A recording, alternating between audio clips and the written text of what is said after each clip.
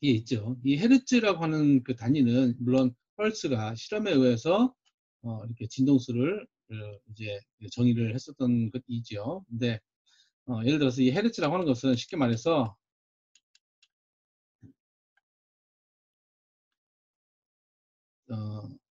1초 안에 1초에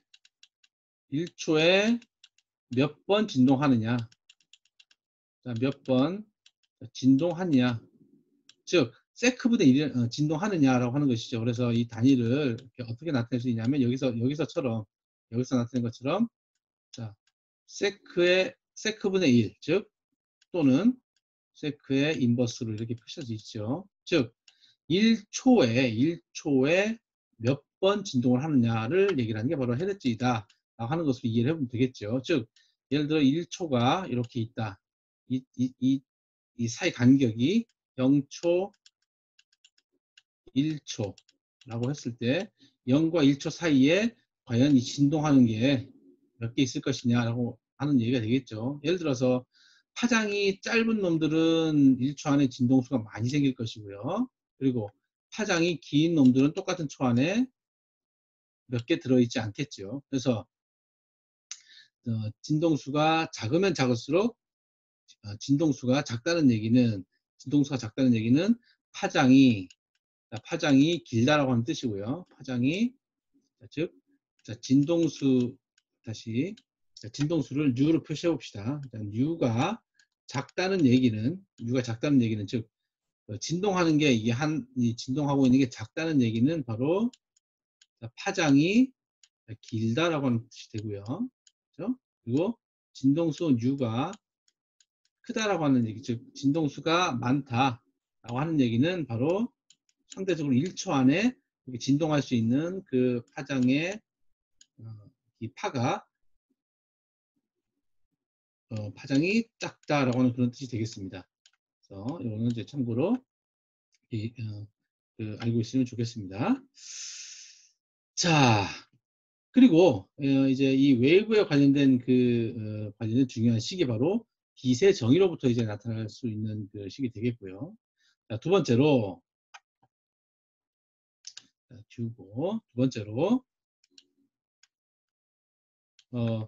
에너지와 관련된 얘기가 되겠습니다. 실제로 이 에너지는 굉장히 중요한 개념이죠.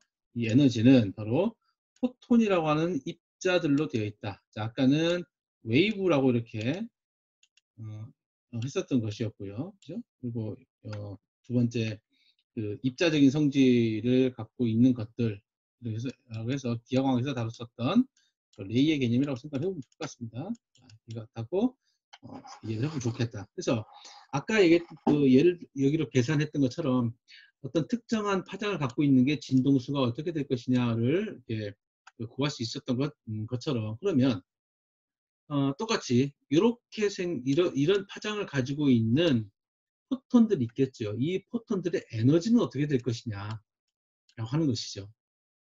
그래서 그 에너지에 대한 관계된 식은 뒤에도 뒷장에 나타나겠지만 그 포톤의 즉 광자라고 하는 입자 하나의 에너지라고 하는 것은 이렇게 플랑크 상수하고 또 진동수를 곱한 값이다라고 이렇게 쓸 수가 있습니다. 그래서 여기서는 플랑크 상수라고 하고요.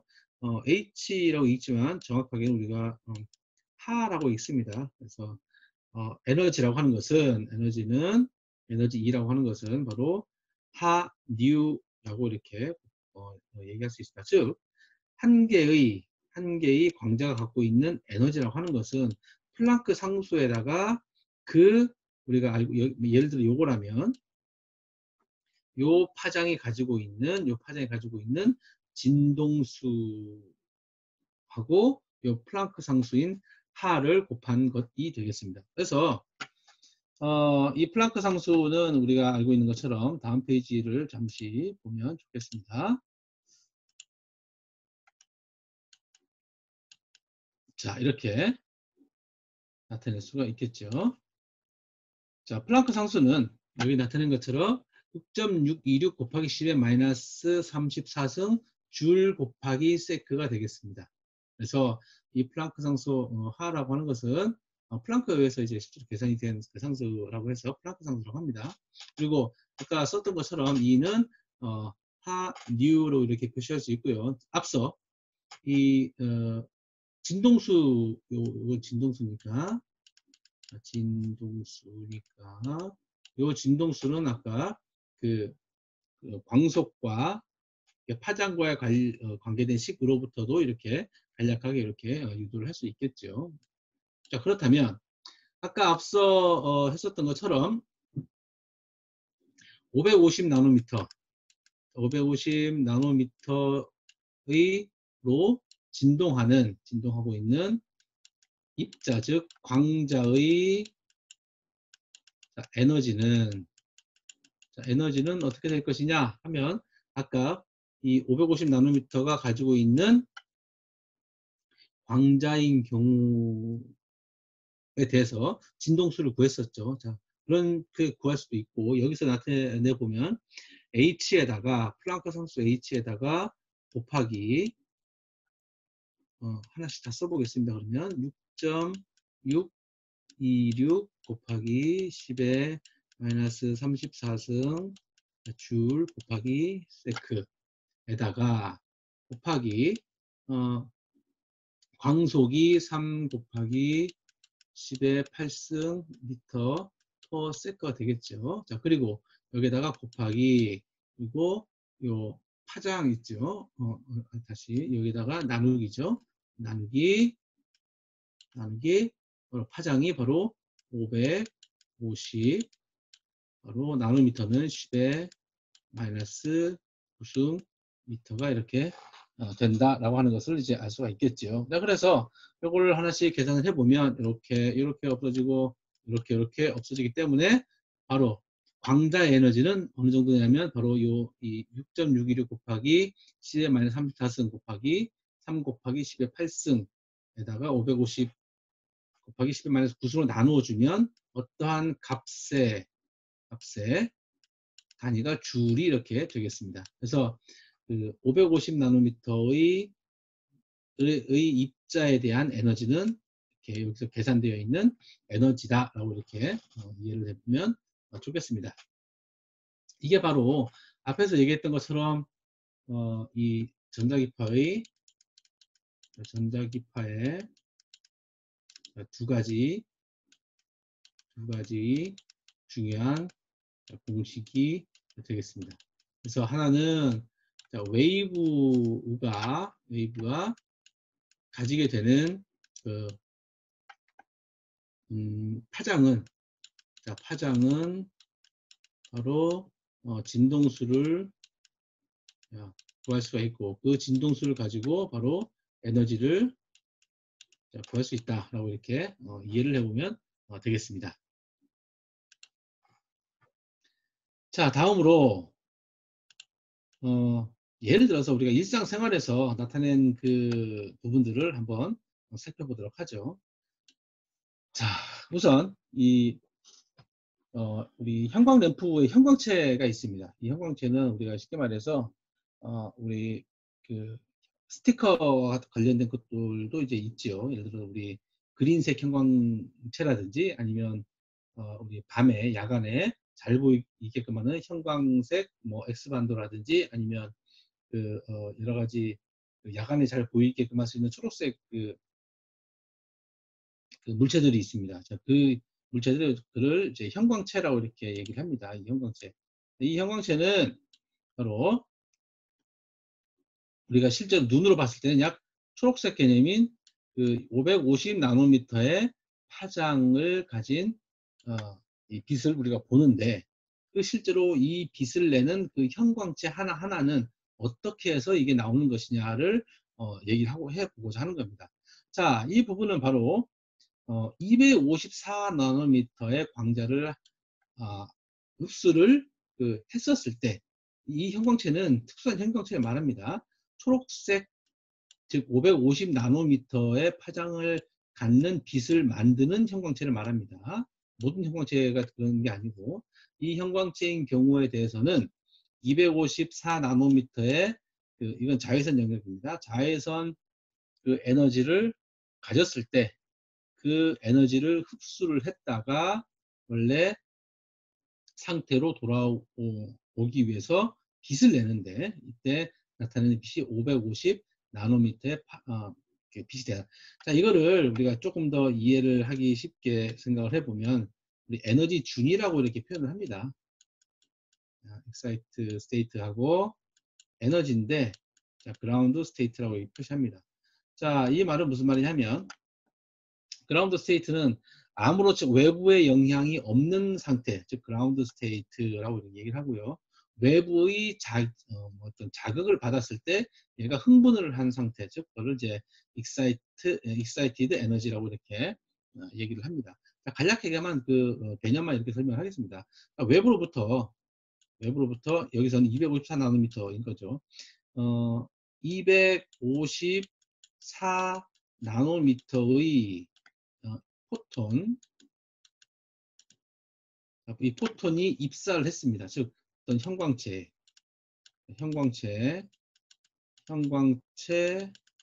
물질이 되겠죠. 이 형광체 물체 가만히 있었는데 외부에서 이렇게 254 나노미터의 에너지를 갖고 있는 빛이 들어왔다.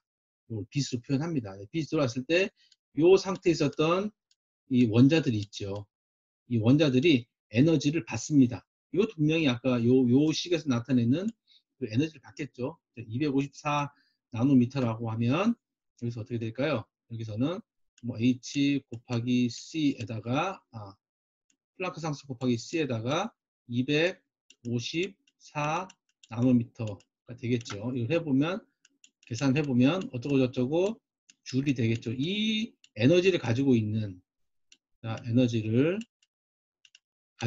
요 빛이 요 형광체 물질에 딱 닿았을 때 여기에 있는 애들이 이렇게 흥분을 합니다.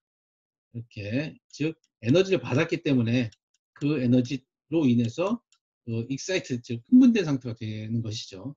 자, 그러고 나서 이 빛을 딱 끊었으면 즉 외부에서 자극이 더 없어지면 얘는 또 다시 원래대로 자연의 법칙이죠. 원래대로 이 원래의 상태인 그라운드 스테이트로 이렇게 내려가겠죠. 그런데 빛을 이렇게 받은 상태에서 익사이트 된 상태인데 이게 빛이 딱 끊게 되면 잠시 동안 준 에너지 상태라고 이렇게 상태로 돌아오게 됩니다. 즉 실제로 254 나노미터 가지고 있는 여기에 그 에너지가 실제로 이렇게 요 엑사이트 상태로 되겠지만 여기에 메타스테이블이라고 해서 준 이 상태로 이렇게 순간 내려옵니다. 순간 내려오고 나서 이때 발생되는 이 외부에서 받은 에너지를 약간 이제 소실을 해서 뭐 열 에너지든지 뭐 다른 에너지가 있겠죠. 이 상태에서 존재를 이렇게 하게 된다는 것이죠. 즉 이 말은 무슨 말이냐면 포톤들에 의해서 254나노의 포톤들에 의해서 흥분되어 있는 이 원자들은 여기에 존재하는 게 아니라 여기에 존재하고 있다는 것이죠. 준 에너지 상태라고 해서 그러다가 이 에너지를 딱 끊게 되면 얘네들이 다시 원래대로 이렇게 돌아오게 되겠죠. 원래대로 이렇게 돌아오게 되는데 분명히 처음에 254 나노미터에서 받았었던 그 에너지보다 작은 에너지가 이렇게 밖으로 방출이 됩니다. 이게 바로 550 나노미터의 빛이 된다는 것이죠. 자, 그러면 분명히 254 나노미터, 즉 254 나노미터의 에너지가 크냐 아니면 550 나노미터의 에너지가 크냐 하면 당연히 550 나노미터, 254 나노미터 포톤이 더 크지요. 즉 파장도 더 짧기 때문에 파장이 짧게 되면 에너지가 큽니다. 자, 그런데 이 부분은 아까 얘기했던 것처럼 254 그 에너지가 전부 이 세트 센터로 갔다가 여기서 그 내부에 손실되는 것으로 인해서 그 중간의 상태인 이 정도 상태에서 다 원자들이 대기하고 있다가 에너지가 끊어지고 나서는 얘네들이 원래 상태로 돌아오게 하기 위해서 밖으로 뭔가 소실을 해야 되겠죠. 열이든지 아니면 빛이든지로 이렇게 밖으로 표출을 하면서 원래 상태로 이렇게 돌아오게 됩니다. 자, 이거는 뭐 적당한 비유가 될 수 있는지 모르겠지만 예를 들어서 우리가 예를 들어서 이 외부로부터 받은 스트레스가 있을 겁니다. 그 스트레스를 받게 되면 이 상태가 되는 거죠. 원래 안정된 상태에 있는 그 그라운드 스테이트에 있는 상태에서 외부로부터, 여기서는 빛이지만 외부로부터 스트레스를 이렇게 받습니다. 외부로부터 뭐 잔소리를 듣거나 아니면 뭐 뭘 숙제를 해야 되는 스트레스라든지 시험에 대한 스트레스를 받게 되면 이 나의 상태는 흥분된 상태가 되는 것이죠. 흥분된 상태가 되는데 그 흥분된 상태를 해소하게 하기 위해서는 밖으로 무언가를 내보내야 되겠죠. 우리는 뭐 예를 들어 소리를 지른다거나 아니면 노래를 부른다거나 아니면 뭐 여러 가지 형태를 통해서 밖으로 뭔가 분출 에너지를 쏟아내야 됩니다. 그 에너지를 쏟아내야지 원래 상태로 이렇게 들어오는 게 바로 자연의 일반적인 원리가 되겠죠. 그래서 스트레스를 뭐 제어한다는 것도 분명히 뭔가 우리가 힐링이라고 하는 그런 얘기를 하는 것도 에너지를 밖으로 이제 소실을 해야 되는, 소진을 해야 이제 안정된 상태로 이렇게 돌아온다라고 이렇게 이 자연 현상들을 비유를 이렇게 해볼 수도 있을 것 같은 생각이 듭니다. 자, 그러면 아까 얘기했던 것처럼 그 형광체가 그 자외선과 같은 큰 에너지를 가졌을 때 이렇게 그 초록색인 이 빛이 나오는 것에 대한 원리를 간략하게 이렇게 설명을 해봤습니다. 그래서 지금 아까도 얘기했던 것처럼 분명히 이 형광물체, 이 형광체로부터 나오는 그 초록색 파장은 외부로부터 이 550 나노미터의 파장을 받은 게 아니라 이보다 더 큰 에너지를 받아야만 우리가 그 초록색 에너지를, 초록색 빛을 나타내는 에너지인 포톤들이 방출을 한다라고 이렇게 알고 있으면 좋을 것 같고요.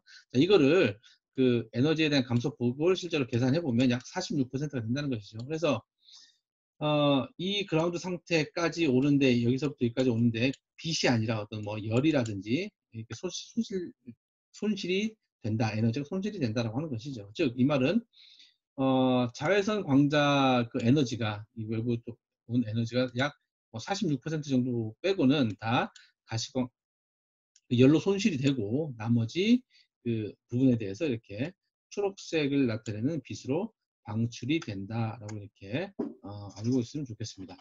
그래서 이 에너지하고 이 파장과의 이 관계를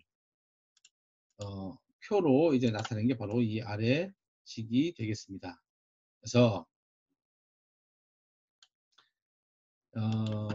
여기에 바로 이제 파장이 되겠고요. 그 다음에 여기에 지금 그 에너지가 되겠습니다. 에너지가 되겠고요. 에너지. 그래서 포톤 에너지는 이제 광자의 에너지죠. 그래서 그 광자는 파장이, 즉 파장이 길면 길수록 에너지는 작아지는 스케일을 이렇게 갖는다. 이때 그 에너지라고 하는 게 바로 아까 얘기했었던 E라고 하는 것은 하류의 그 에너지 곡선이 되겠고요. 이거는 하 곱하기 C의 오브 람다의 형태를 갖는 것이다 라고 이렇게 알고 있으면 좋겠습니다. 자, 그래서 이거는 이 에너지라고 하는 것은 결국 요것도 상수, 요것도 상수죠. 둘 다 상수가 되겠습니다. 결국 에너지라고 하는 것은, 포톤의 에너지라고 하는 것은 바로 자 람다의 역수, 즉 우리가 요거를 함수로 나타내는 게 바로 이게 람다의 마이너스 1이죠. 즉 람다의 함수인데 이게 바로 이제 우리가 x축, y축이라고 했을 때 우리가 람다축, 2축이라고 해보게 되면 바로 쉽게 말해서 x분의 1인 그 그래프의 식으로 이제 나타낼 수 있다라고 하는 그런 뜻으로 이해를 해보면 되겠죠. 그래서 결국은 파장이 길어지면 길어질수록, 즉 x, y라고 하면 x축이 증가하면 증가할수록 이게 점점 작아지는 그 기울기를 가지고 있기 때문에 값을 갖고 있기 때문에 바로 이렇게 표시할 수 있고요. 그래서 다시 한번 정리해 보면 UV인 경우에 대해서와 비저블 영역인 경우하고 그다음에 인프라레드인 영역인 경우에 대해서 에너지는 바로 이렇게 파장이 길어지면 길어질수록 에너지는 이렇게 작아지는 형태가 된다라고 이렇게 알고 있으면 되겠습니다. 그래서 앞에서 얘기했던 것처럼 하나를 한번 봅시다. 자, 파장이 이렇게 람다라고 하는 게 길어지면 바로 진동수 뉴라고 하는 것은 어떻게 될까요? 헤르츠는 즉 작아지고, 그리고 진동수가 즉 작아지는 짐으로 인해서 에너지가 이렇게 작아진다는 것을 이제 알 수가 있고요. 자, 그리고 자, 파장이 작아지면 즉 짧은 파장일수록 진동수는 뉴는 이렇게 커지고, 그리고 이 진동수가 커짐에 따라서 에너지도 커진다 라고 하는 이러한 관계들을 이제 우리가 알 수가 있겠습니다.